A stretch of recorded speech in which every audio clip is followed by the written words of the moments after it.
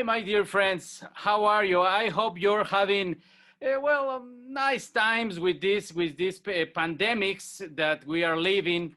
And today is the first time that we speak in English with a fellow Rotarian, a very good man. Well, it's very impressive the history of Scott Leckman. He's a past governor, but he he's he's very special, you know. His level of passion for Rotary has gone where very few Rotary has gone before. Have you ever heard that in the Star Trek? In Star Trek, they say they gone where no one has gone before. But well, Scott is a very nice man. Uh, he likes the compromise and he goes very hard in that. He compromises very good in different areas. Scott, how are you? I'm great. Thank you so much for the invitation, Jorge. Thank you, Scott. Look, I've been reading your presentation, but you have traveled all over the world. Uh, I'm very touched because you did a project, a very interesting project to help people that don't have a insurance, that they don't have they have low income uninsured individuals in Salt Lake City. You know, that broke my heart because many people needs medical assistance and they don't have a way to have it without the support of the government Yeah. or a business. But you did something very special and you start a project. But let me start. Uh, Dr. Leckman is a general surgeon in private practice in Salt Lake City. He was past governor, past district governor 2018, 2019 for Rotary District 5420. He's current District 5420 Foundation Chair. He's a past president of Rotary Club of Salt Lake City and is former assistant governor. Uh, he has been District Polio Plus chairman. Well, you know, if I read this, it could take all our program. Scott, you are a very passionate man for helping people. Tell me, where does that passion comes from? Well, as many of your listeners know, when we all want to contribute. I mean, that's why we're Rotarians. And, whenever you do it, you get more out of it than you're giving. Yes. So for me, it has just been a wonderful adventure. And I've gotten way more out of it for me personally than I've ever been able to do for others. Being a Rotarian is just such a privilege. It's such an opportunity. I've gotten just so many gifts from just saying yes. Yes. You have been to Africa. You have been to Indonesia on the earthquake. On the what was that? It was a terrible tsunami. Yes, Tsunami. after the tsunami That in was terrible. Indonesia. How was that? Yes, it was terrible. Some over a quarter of a million people were killed. The United States sent a Navy hospital ship, and for the first time, they allowed civilian surgeons on board. And I got an email saying they were looking for volunteers, and it took me about minutes to decide I wanted to do that, and it's a good thing I didn't wait any longer. So I got to be one of the surgeons on the ship, and I got to spend a month there. And we just, I mean, it was, the devastation was, unreal, and the number of lives lost were unreal, and the needs of the people there, um, were going unmet for long before the tsunami. But that was a great opportunity for me personally. You were there. You went there as a Rotarian or only as a medical AD? As a general surgeon, yeah. Okay, okay. So In yeah.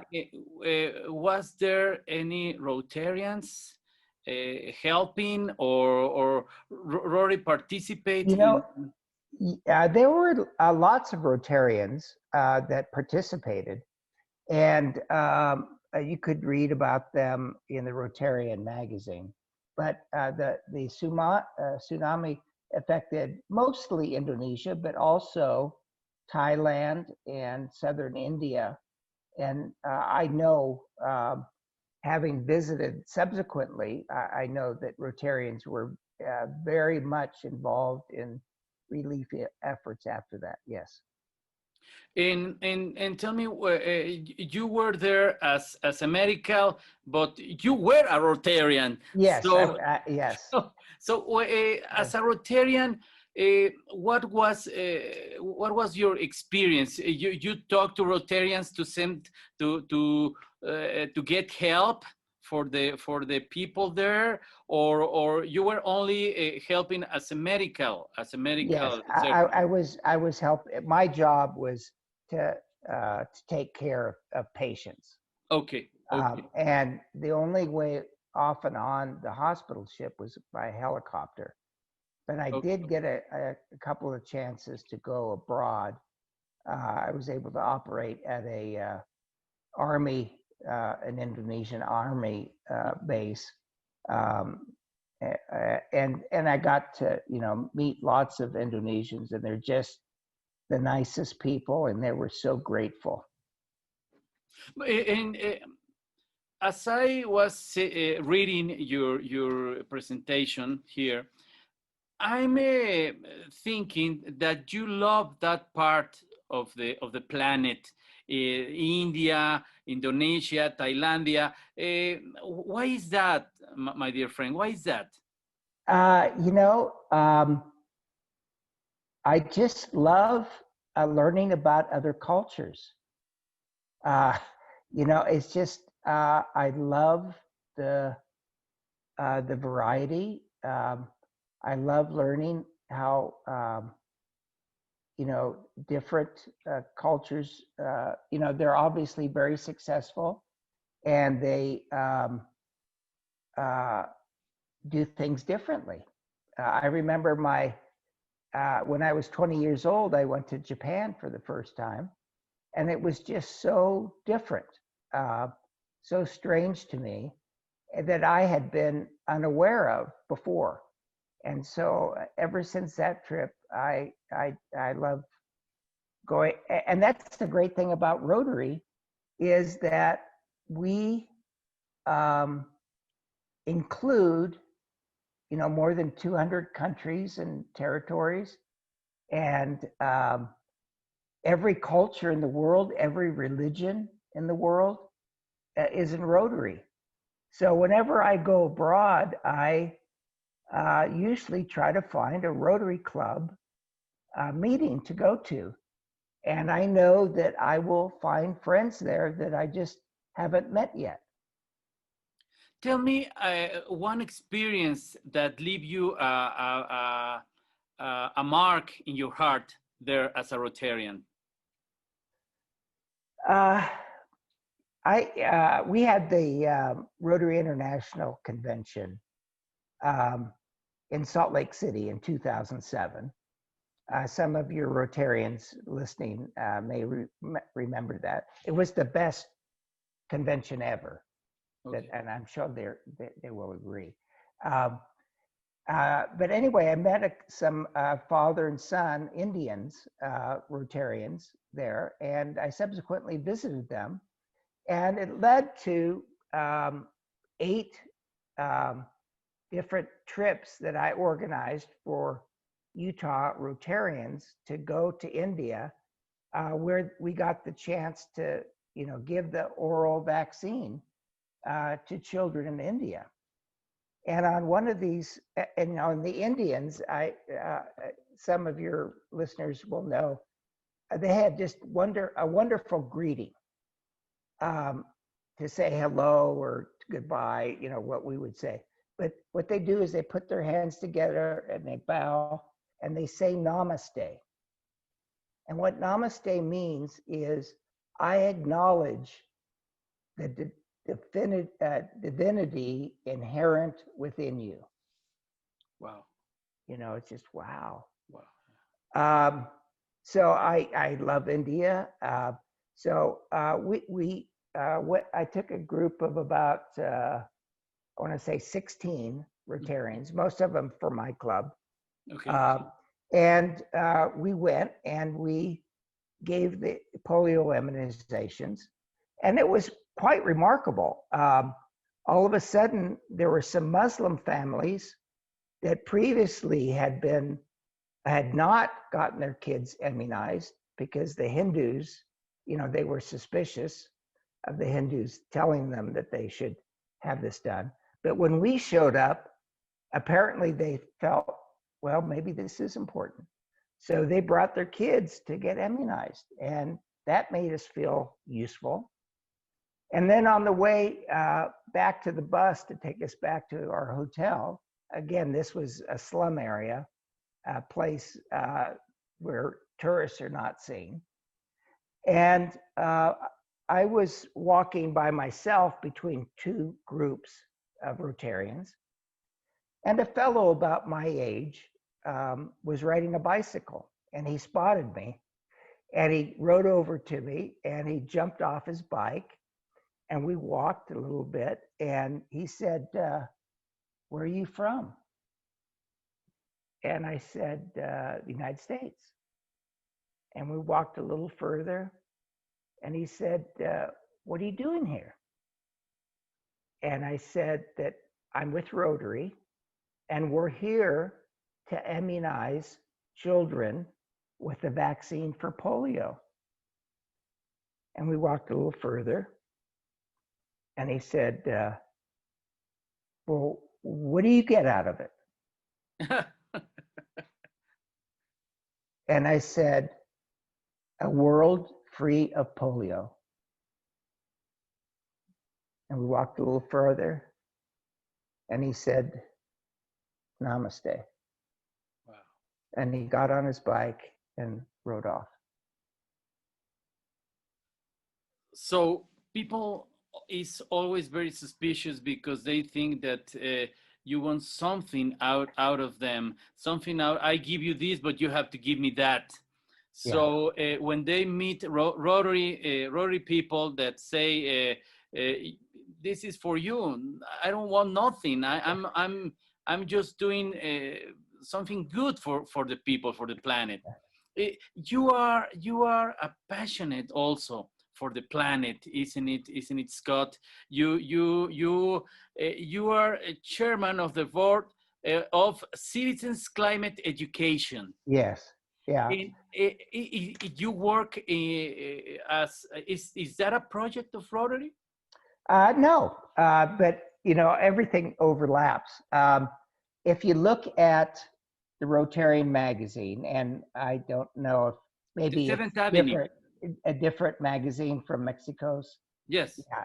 Anyway, in the April issue of last year, 2019, the whole in the North America one or the U.S. one, the whole issue is divided to the environment. Yes. And there was one article in there about the Rotarian that started this organization. And about him and what the organization's doing. So there is overlap with Rotary in this effort, absolutely. And I can't tell you how pleased I am with this new 7th area of focus for the Rotary Foundation, and that's supporting the environment. Uh, we are having this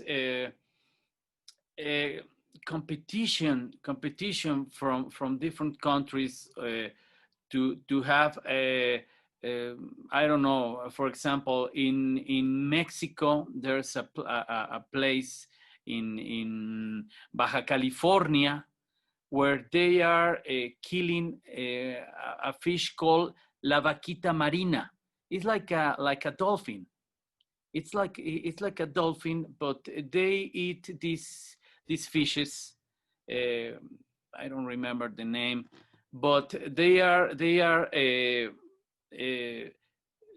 search for from Chinese people that came in go into the Mar of Cortez, and they fish these animals, and they are killing the vaquita marina. Is a depredation.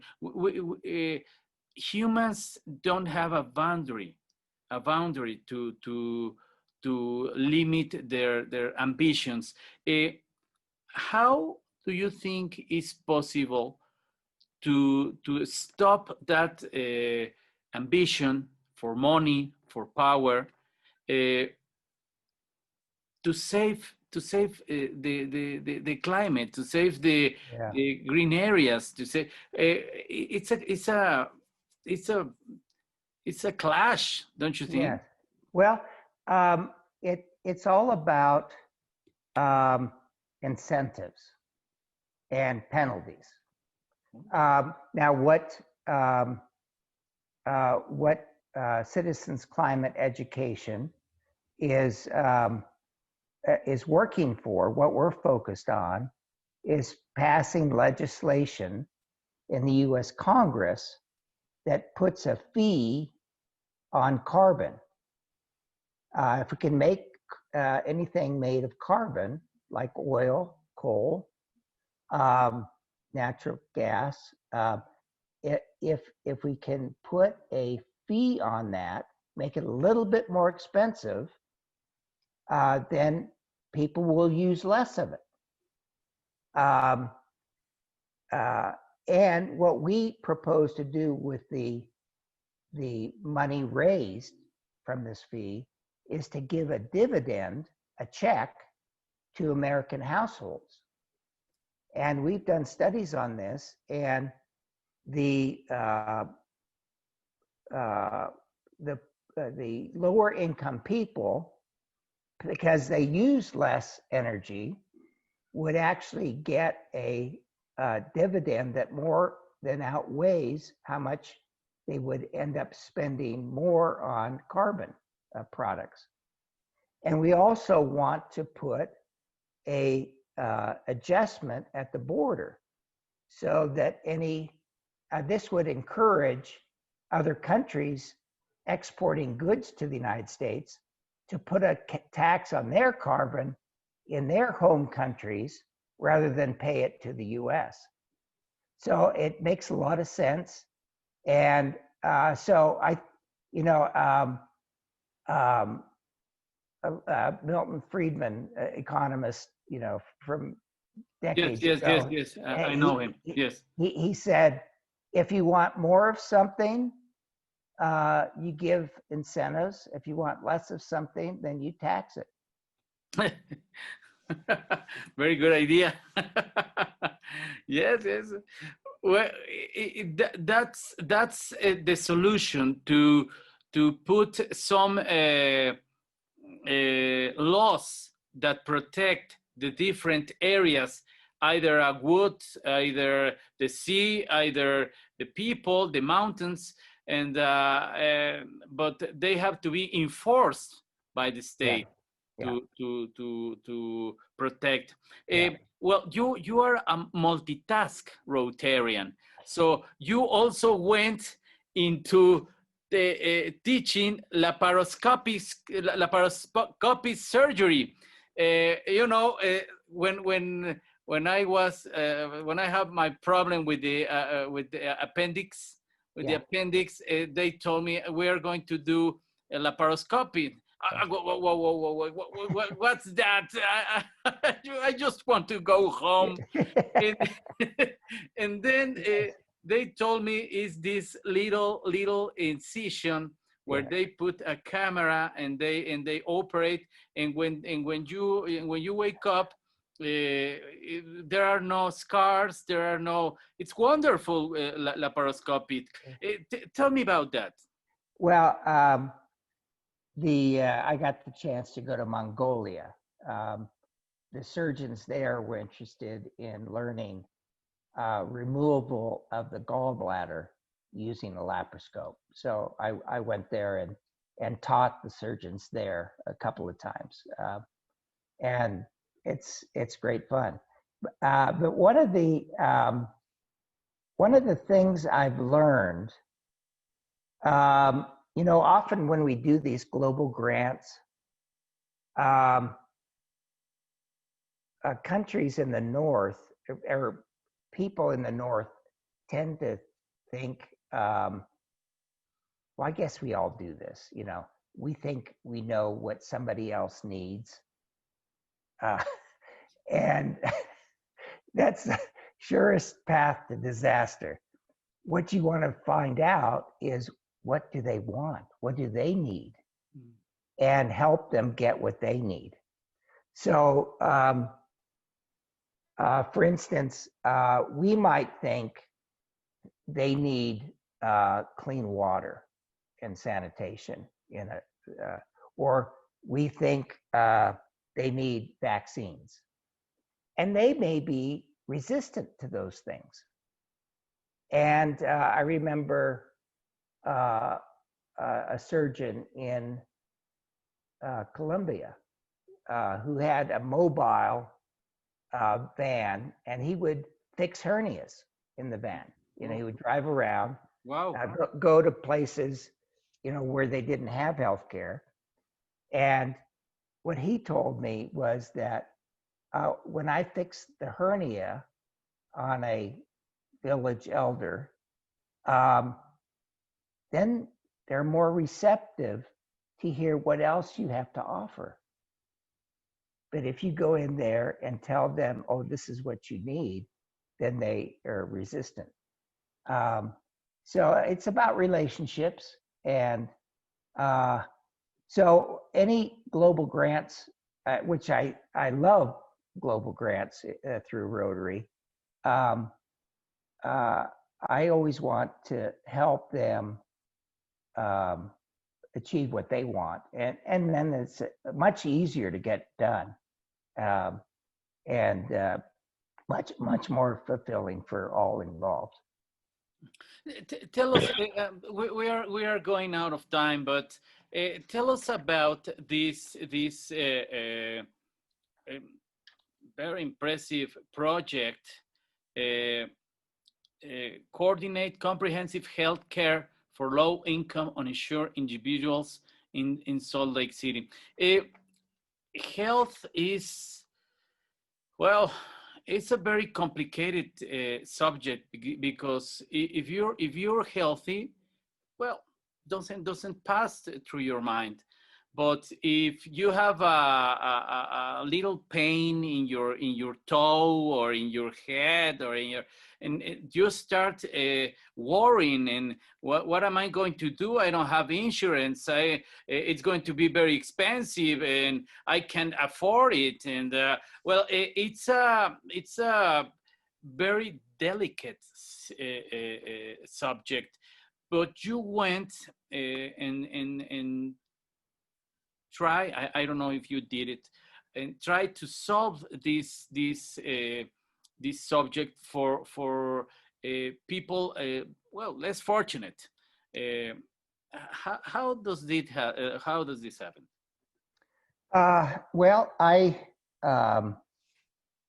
back in 2001, I had a social worker come to my office and ask me if I would visit a program in Asheville, North Carolina, that had gotten doctors together and the two hospitals in the community together, and they decided that they would offer free medical care for those who didn't have insurance and didn't qualify for any government programs and had less than 150% of the poverty line is for income. And so I went and visited them, and it sounded like a great idea. And I brought it back to Salt Lake County, and I had lots of help.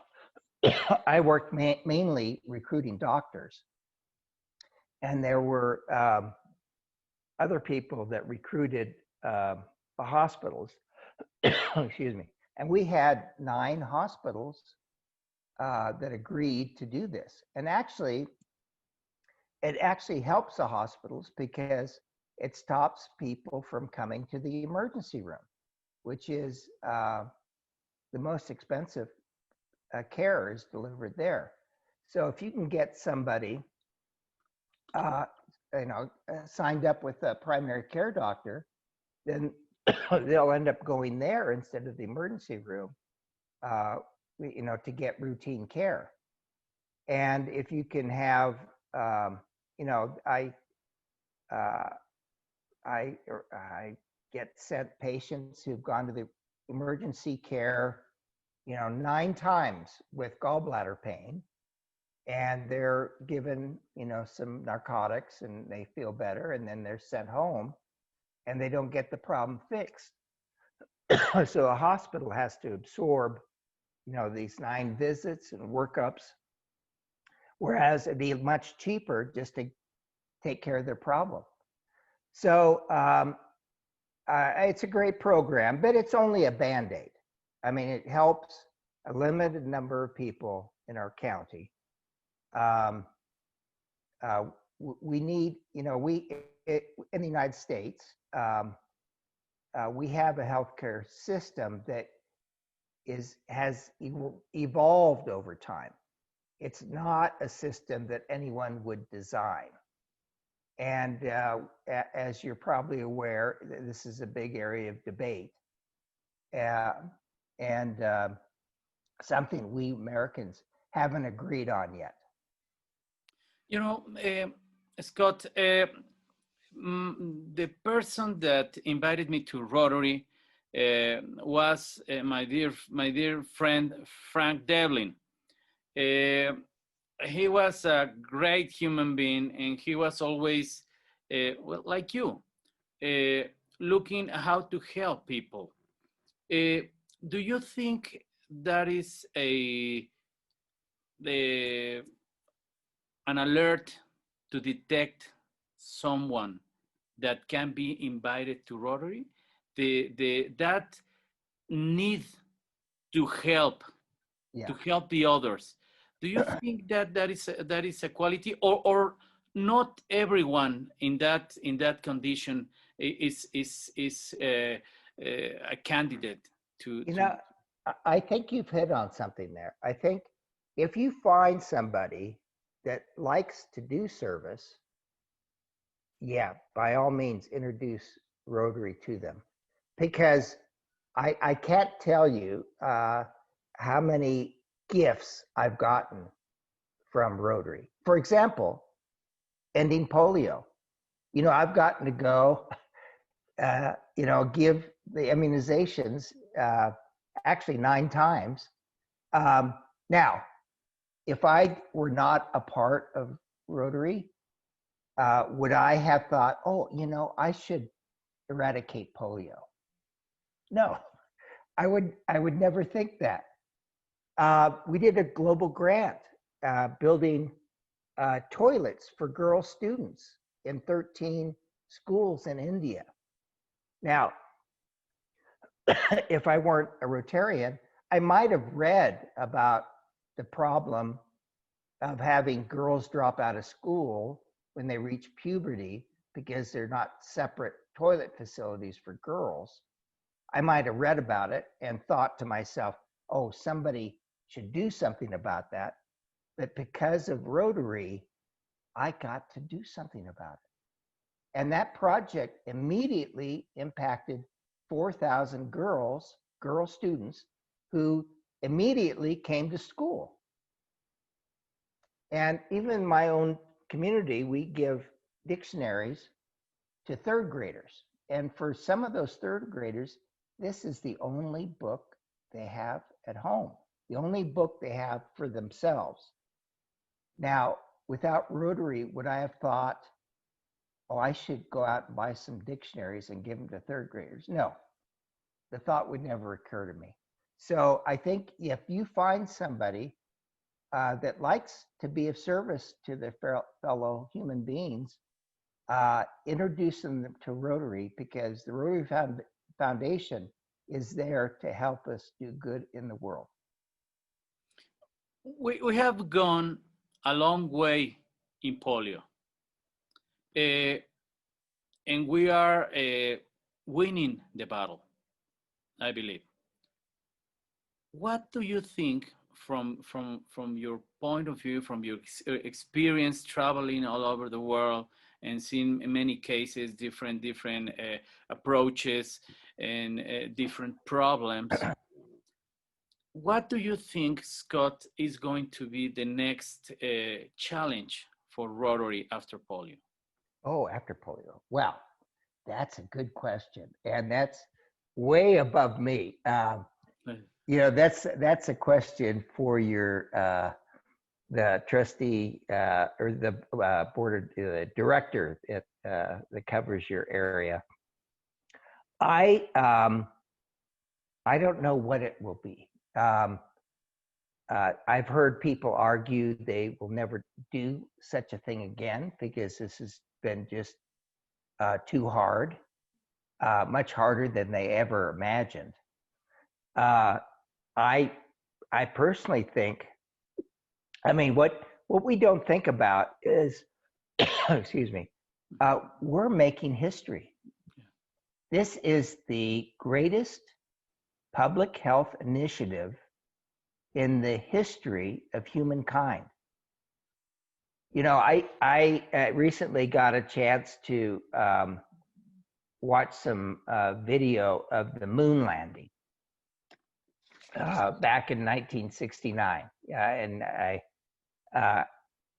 got to watch it live on TV. But the feeling when that was accomplished, the whole world came together. I mean, it was an achievement of humankind. And I think that feeling is going to be the case with polio as well, because this will be a much bigger achievement than even landing on the moon, be much bigger than the eradication of smallpox. So who's to say? I mean, I think there are many worthy things, but it's got to be big if you expect Rotarians to get excited about it. Just to finish, the main core of society, which is family, is collapsing. We are seeing drugs. We are seeing people leaving school. We are seeing mothers without parents. We are seeing, well, many tragedies. Don't you think that we Rotarians should do a project just to concentrate and to save the core of society, which is family? Oh, I think absolutely that's the cornerstone of society, and you know, Rotarians can multitask, but certainly their families are extremely important. And you know, challenges are constant, uh, and we have all sorts of challenges, especially in this year, 2020. We've had more than our fair share. Yeah, lots of challenges, but we're up to it, and I have no doubt that if Rotary is involved, we're going to be successful. Dear friends, you have heard multitask Rotarian going all over the world, doing many things, not just for him, but for the people. And he's a man with a smile on his face. He loves what he do. And well, I have enjoyed talking to you, my dear friend Scott Leckman. It has been a pleasure, and I hope this is not the last time. My pleasure, Jorge, and thank you so much for the invitation. I've loved getting to know you, and I hope this is a long friendship. I hope so. I hope so too. Well, my dear friends, this is the show Rotary Leadership in Action. Remember, my dear friend Frank Devlin was always thinking of things, and well, this is a product of his of his work, of his pressure. You have to do this. Well, here it is, and here we are talking with very interesting people, people that is doing a very hard job. And well, we are seeing you next week. Bye-bye.